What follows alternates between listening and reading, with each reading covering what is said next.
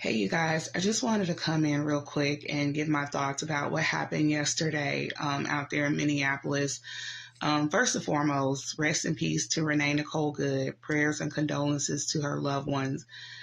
That was so tragic what I saw yesterday, and I watched that video more times than I should have, just trying to gain some kind of understanding of why this agent took such a violent stance with her.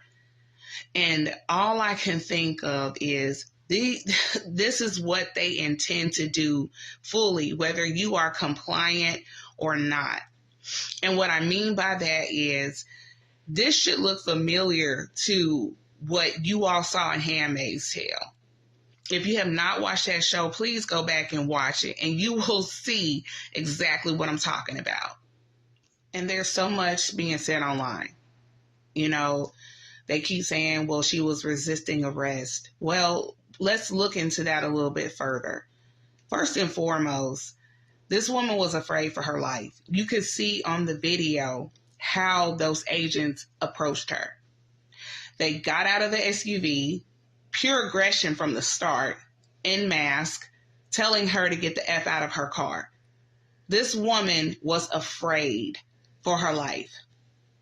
She's trying to leave, obviously, because everybody knows ICE agents are rounding people up and shipping them off to God knows where.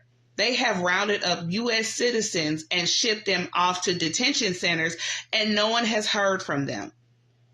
So it's not hard to understand why she would be fearful of these men.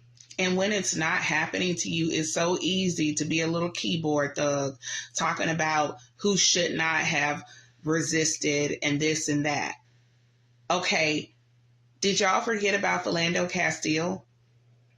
That man who was shot dead in his car that did nothing wrong but got pulled over by some trigger-happy cops.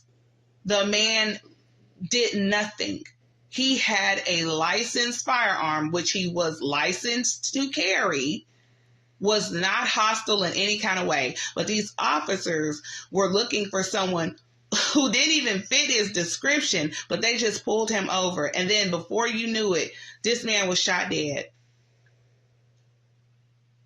And I cannot believe the levels of stupidity people are resorting to online trying to defend this mess. It is sickening. So I want you all to take a good look at this picture right here. This is the guy who allegedly shot and unalived Renee Nicole Good.